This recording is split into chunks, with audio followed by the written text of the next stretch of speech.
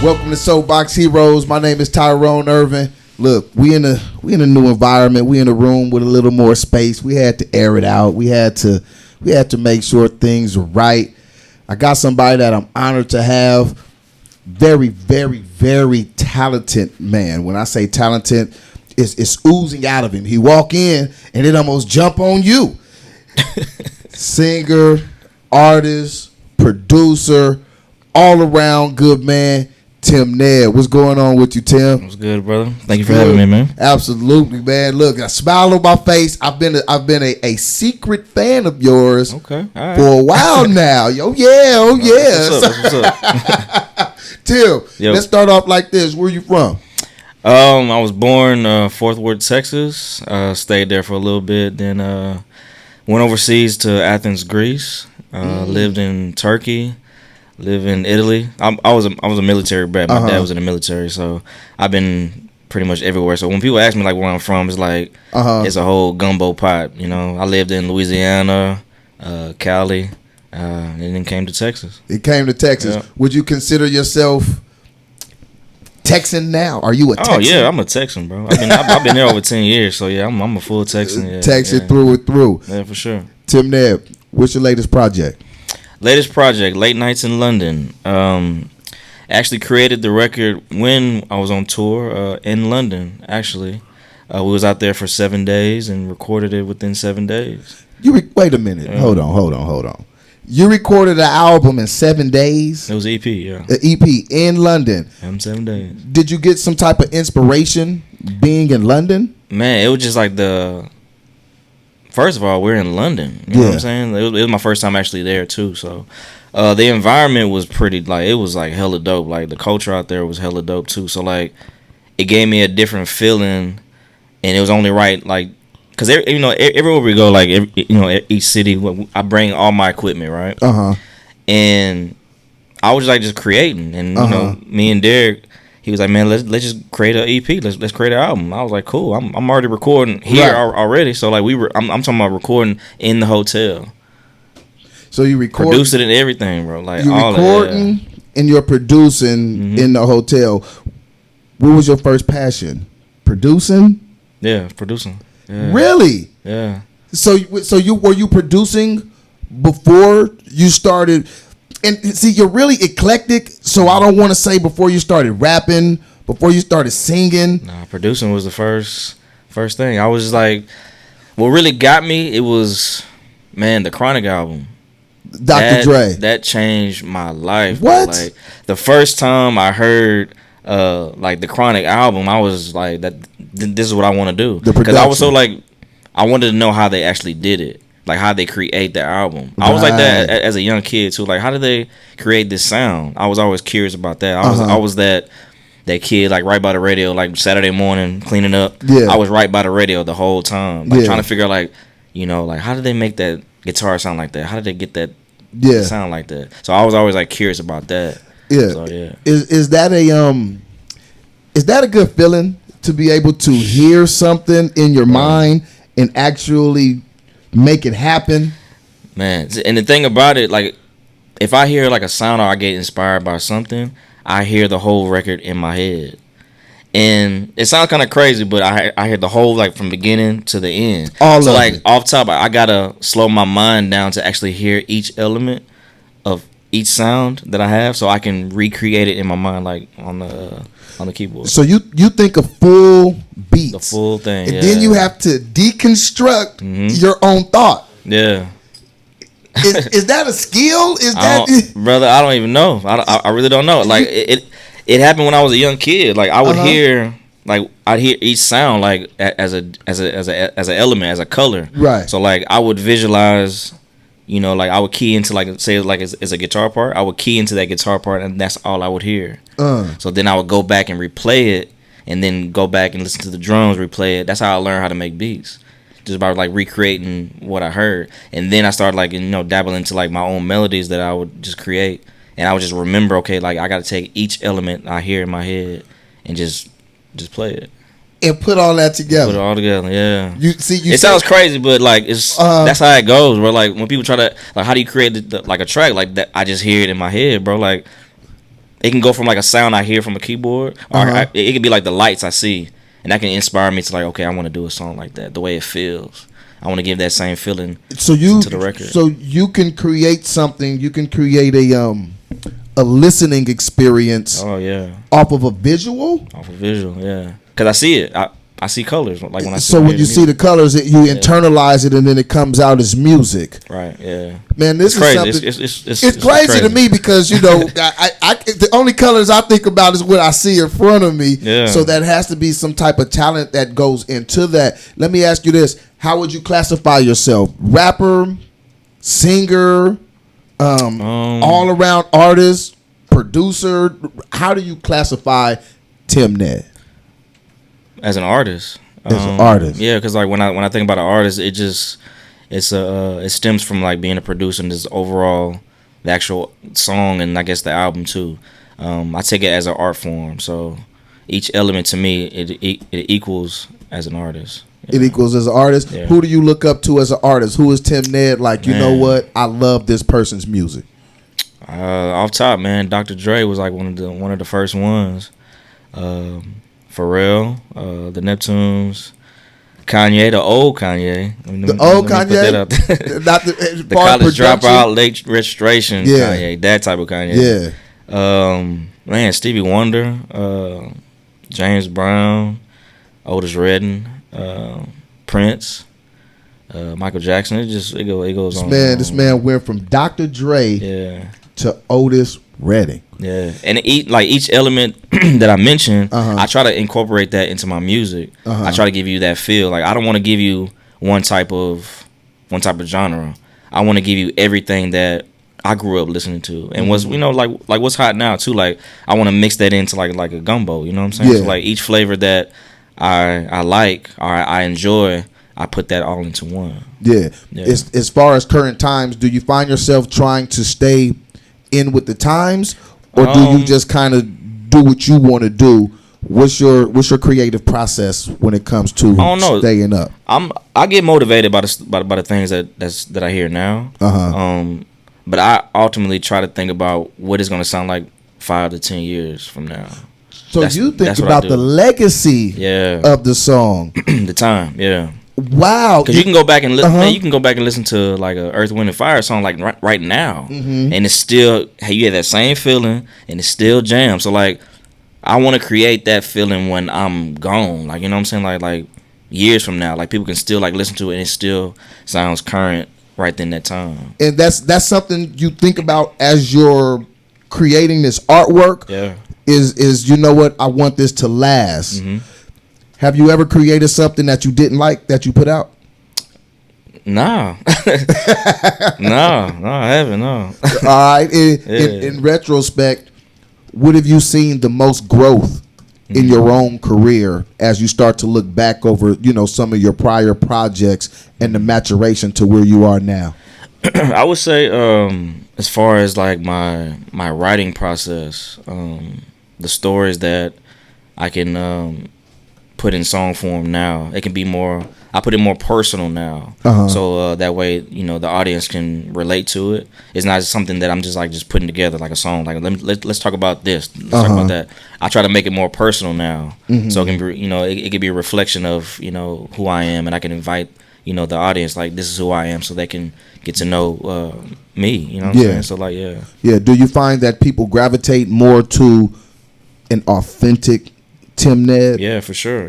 Like anybody that's authentic and just like real is going to attract real people. You know what I'm saying? So like I'm real big and I'm real key on that aspect, just being real and being authentic. You know what I'm saying? Yeah. What kind of guy is Tim Ned? When I leave, somebody gonna call me and say, so what kind of person is he? Cool brother, man. What kind of person is he?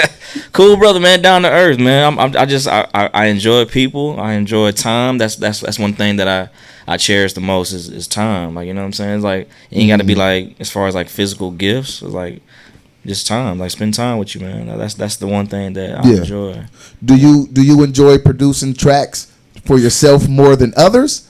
Or others more than yourself? That's tough. You keep the good stuff for you? Nah, see, the thing is I try not to. Really? I try not to keep all the stuff for me, you know what I'm saying? Like, well, why your stuff sounds so good then? brother, I don't know. It's just part of It's a part of it's a part of the process. It's part of the process. But I do love working with artists as far as like, actually producing a record. I mean, like I normally do this like artists might say like, hey, send me some tracks. That's cool, but I like being actually in the studio with that artist.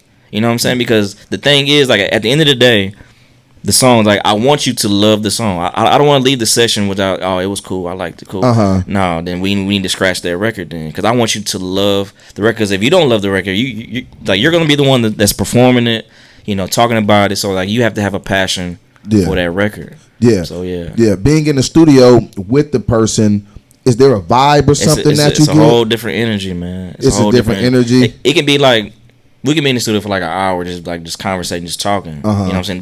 That's gonna create that energy, that vibe. So like, that's what I normally want to do when I work with an artist. Like, get in the studio, let's vibe, let's talk, and just let's. I'm bringing out the best in you. That's my job. Yeah. My job is to put the mirror in front of you. Like, this is what I want you to see. You could customize it better when you're there with a person. Yeah. After working with a person, after knowing they vibe, kind of know what they like, then do you ever go make a beat independently and know who it fits because you already have a relationship with that person? Yeah, because sometimes like I may have a track, like a foundation of the track, have an idea, and I might present it to that person like, hey, I know this is perfect for you. Let's check it out. Let's like, dissect it or whatever. We can take some parts out. We can leave this in, whatever. But I know for a fact this fits you. I know for a fact. And with selling that, they be like, okay, cool. Let me check it out. Right then and there, it's like it's creating that energy. It's creating that vibe because you have that interpersonal relationship with them, and it makes it easier for the artist as well too. Because a lot of times the artists don't know what they want. They're like, I want something that sounds like something like this. Like, all right, cool, that's cool, but let's do something that sound like you though. Like, you know what I'm saying? Yeah. I was gonna, what, you brought something to mind.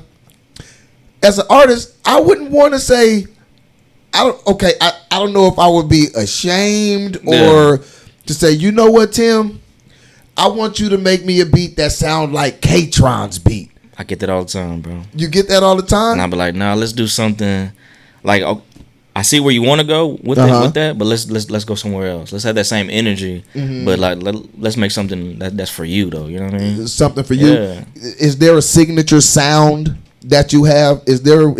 Can I listen to a Tim Ned production and say that's Tim Ned, or do you switch it up so much? I switch it up so much. Is that a process?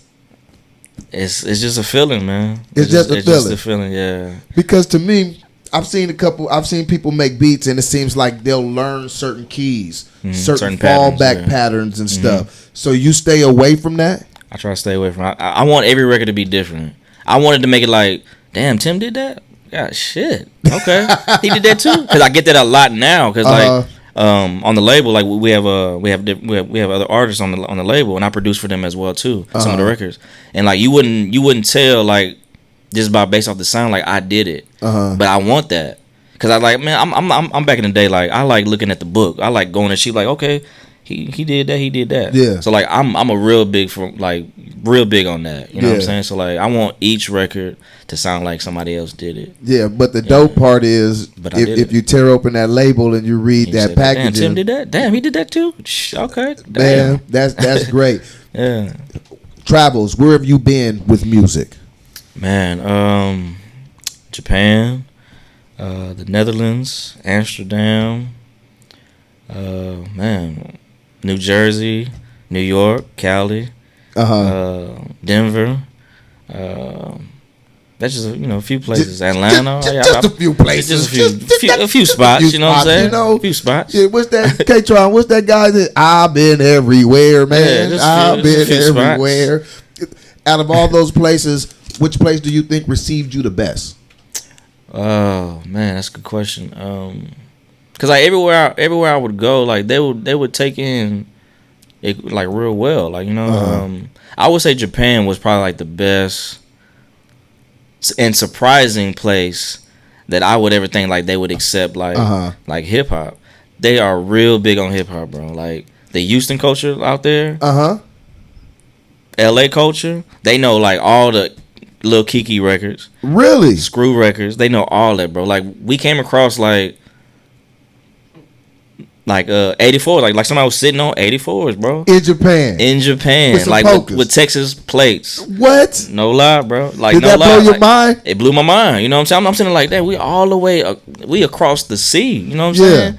We seeing they got braids, French braids. They got grills. In Japan, it's crazy, bro. Yeah, I have never seen a Japanese license plate on the freeway, brother. I will show you when we done. Because I couldn't believe it. I'm sitting like, this is okay. This is dope though. Like, you know what I'm saying? Yeah. Yeah, I think Japan was probably like the best and surprising place that received me and hip hop too. Right. Yeah. How is traveling the world as an artist? You grew up as a military child, so there was already some travel. Yeah. Do you see a difference as an artist traveling now?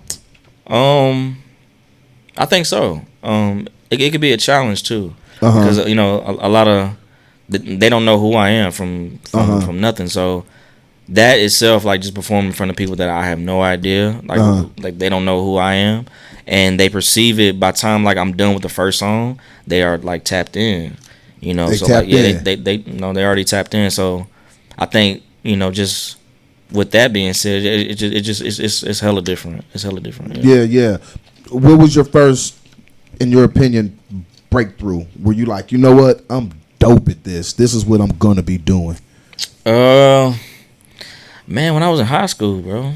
In high school? Yeah, when I was in high school, I had like, you know, people looking for me, like Rap A Lot. They came to my school like looking. Where have you seen where, you know, Tim Ned is? Yeah. So like I think right then and there, like just getting that recognition at a lower level. You know, not even like putting out records. Like I'm just like just making beats. Like I'm that guy that's beating on the table, right, where everybody's freestyling. Yeah. I'm that dude just in, you know, everybody's studio session, just chilling. But when I play my beats, they be like, oh shit, like this little dude got something. So like I think right then and there, like I knew, like, you know what, this is what I want to do. Yeah. When it comes to making beats, what are you the most comfortable with? The keys, drums. What's your comfort? What is Tim gonna jump on to make that thing pound? What you jumping on the bass? What you jumping on first? I think it's the melody. I think the melody, it carries the whole track. The melody of it, yeah. Okay, do different producers? I'm not a producer. I don't know nothing about. But then again, production. too, like it just depends what kind of record it really is. Like, are you going for like something that's going, you know, bass heavy? Like I'm gonna pay attention more so to the 808, or I'm gonna pay attention more to the drums. It just depends on what type of song that you're actually doing. But my thing is the melody off top, because you're gonna leave, like if you hear it for the first time, you're gonna leave out singing the melody. That's true. So like, once you start hearing something, now I keep saying I'll be everywhere, you know, man. It's the melody, yeah. It's a melody for sure. You're gonna be tapped in. So yeah. Oh man, was it a difficult transition coming from being Tim Ned the producer to being Tim Ned the artist in total? With everything else you do besides just production. I think it was. I mean, because I really didn't want to be an artist. No, I really didn't. Yeah. But I do enjoy being an artist. But at the beginning, I was like, I just want to produce. Until I started making demos for like artists. Like when we get in the studio, like I got this demo. I want you to check out this. This is how I hear the song, how it should be. And a lot of artists were like, man, it's jamming, but you sound better on it. Like, why don't you release it? You know what I'm saying? So I'm like, nah, I mean, like, I'm not trying to be an artist or whatever. But I got it so many times, and I was like, well, shit, let me just go ahead and do it.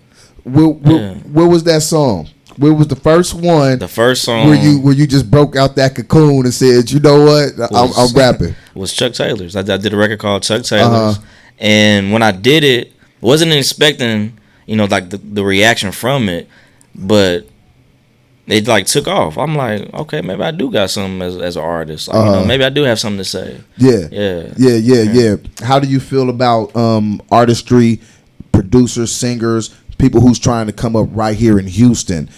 Does it seem like a wide open lane, stalemate? What's your vision from where you're sitting? I don't know. To be honest, I really don't just like key into it or really you just do what you're doing. Yeah, I just do what I need to do. Yeah. How important is that to a new artist? I can ask you that now. You know, you got a little season, a little bit of season. So for a new artist, How important is it to pay attention to other people or not pay attention to other people? What's the balance? I would say one thing that just do your research, do your history, as far as like song structure. Just do your history. That's the big thing. I had to go back and figure out the different sonics of different hit records. I had to figure out the chord structure for hit records. I had to figure that out. And I think once you figure that out and you have a formula of your own, you're good to go. So there's a recipe. You can go back and listen to old stuff and get structure. Yeah. So if I'm new in the game and I'm trying to become a producer and I'm listening to Tim Ned, what is it structured like? The structure, this is just an overall. The structure is, you might as well pass by, brother. The structure is, I don't know, like, cause what I would do, I would see like the structure of like old records, like how it was like structured as far as like, okay, coming with the hook, verse, and it's like a pattern. I would pay attention to that, and I would put that into like my formula, my structure, how I would do records. So like that's I would pay attention to, like that history as far as like researching that aspect, as far as like structuring records, like structuring how, okay, when do I put that sound in? When do I take it out? So like structuring like that. Okay, some new artists that you are that you feeling right now, new producers as well. When I say artists, I want to make sure to get everybody in there. Like new in the city or just period. Who Tim Ned feeling? Man, feeling her. I don't know if you know her. I've heard of her. She is hella dope. She's a producer too. Like she plays guitar and all that. A chick named Snow. Yeah, Snow's hard. Anderson .Paak. Anderson .Paak is real dope. Yeah.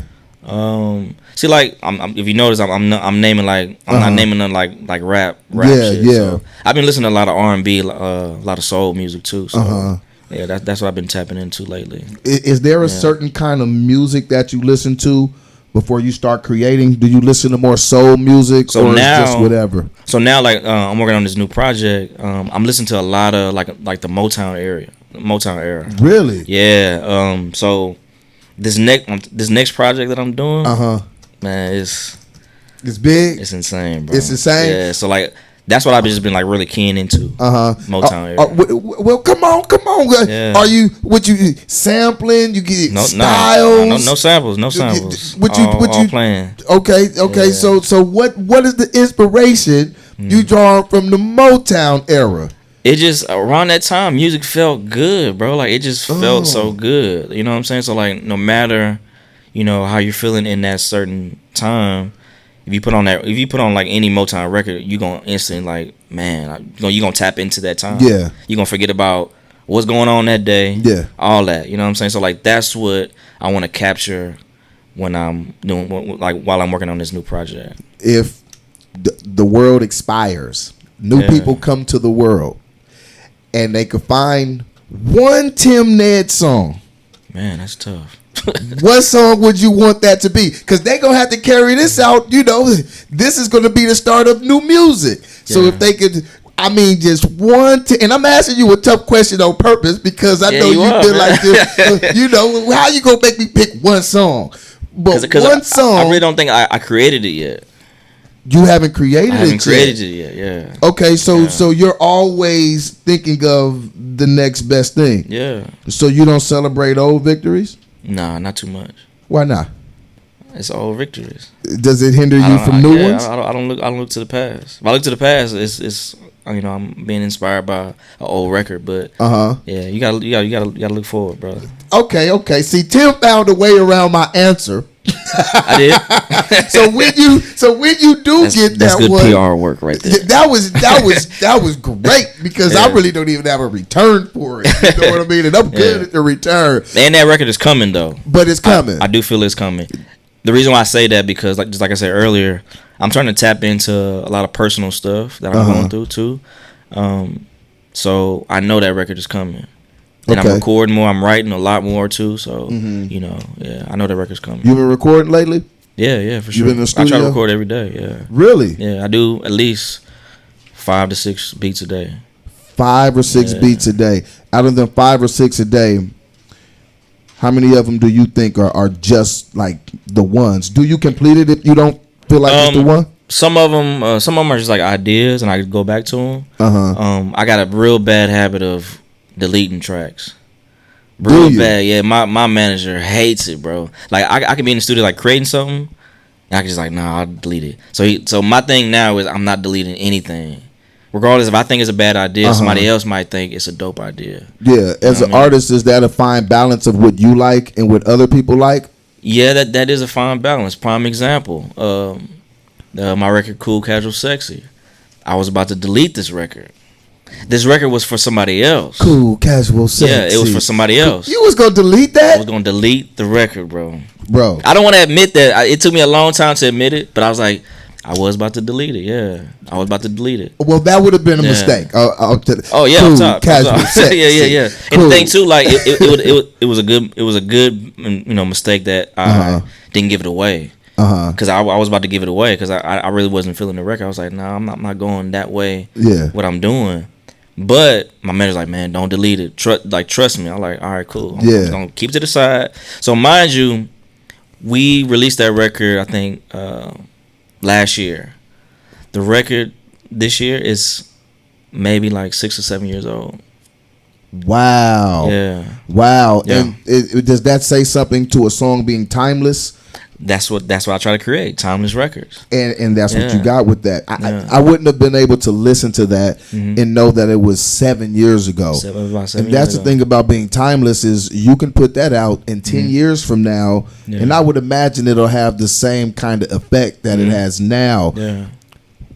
Performing in front of big crowds. Man. Were you ever afraid? Did you ever get a little bit of stage fright? The first time we really premiered it was in the Netherlands. If you go on YouTube, we captured it and everything. Yeah, it was over 10,000 people, and before I even hit the stage, it was like nobody there, right? Nobody there. And the promoter had just like made an announcement, and like people was like just rushing to the stage. Mind you, I ain't see it yet. I ain't see who all came, whatever.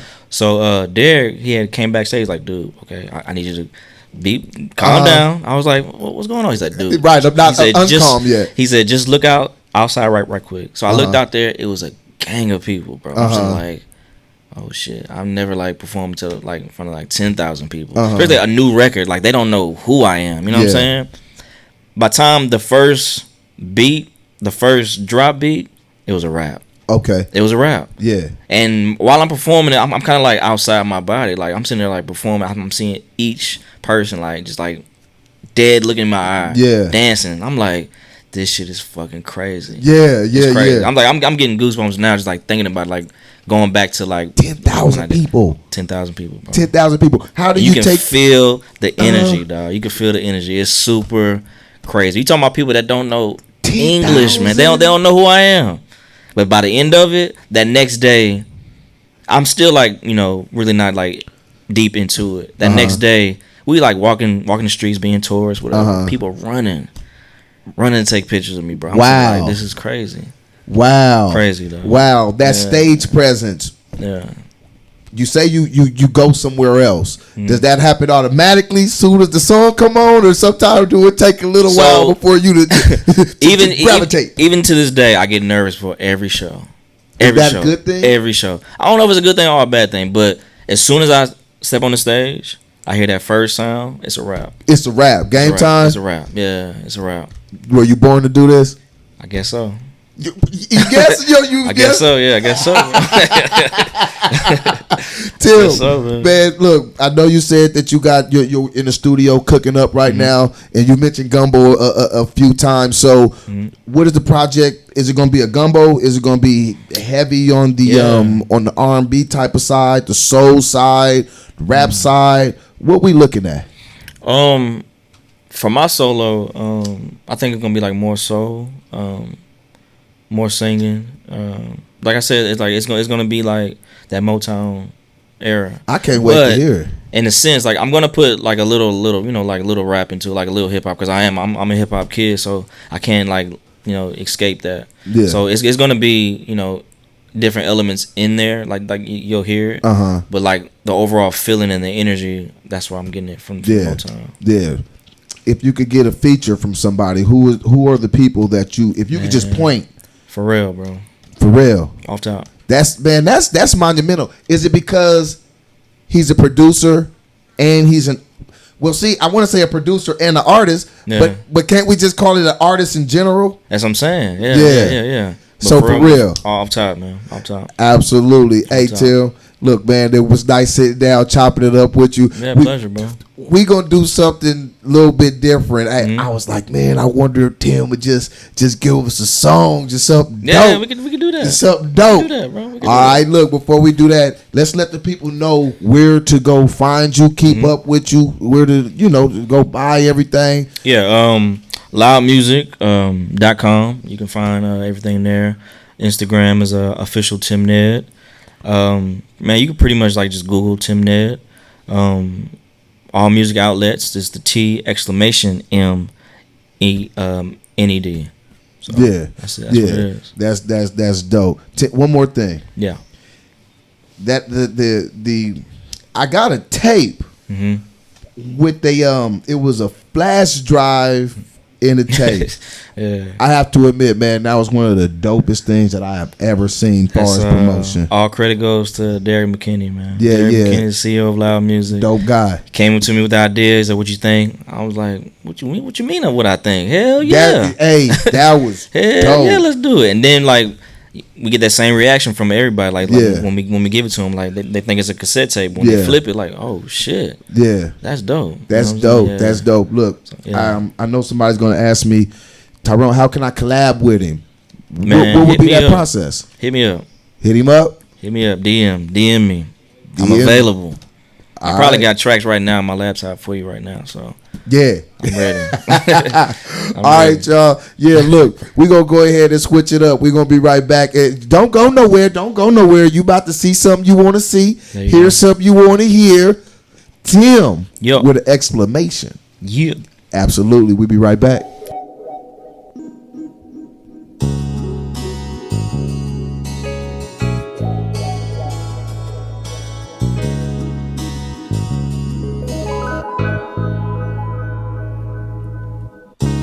Even when the sun shines, I still feel cold like a winter breeze.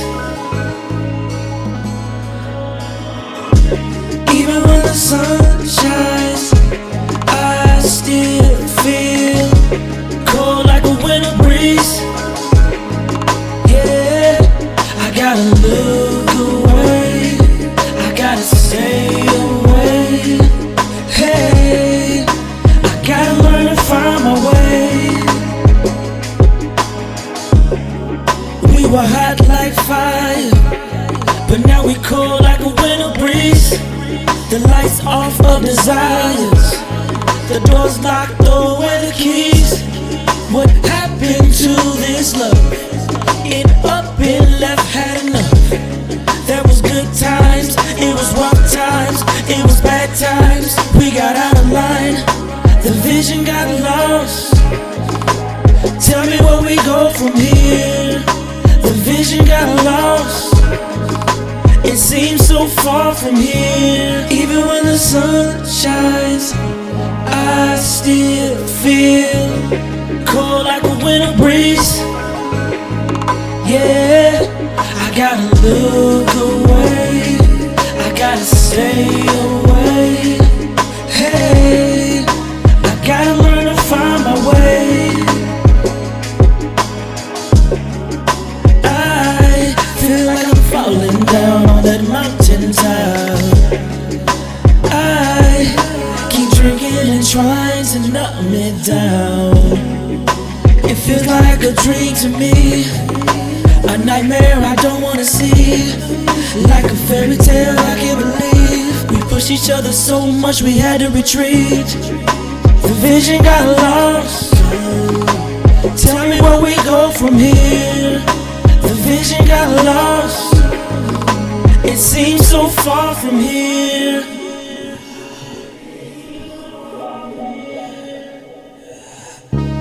Even when the sun shines, I still feel cold like a winter breeze. Yeah, I gotta look away, I gotta stay away. Hey, I gotta learn to find my way. I've been searching, trying to find my way. I've been searching.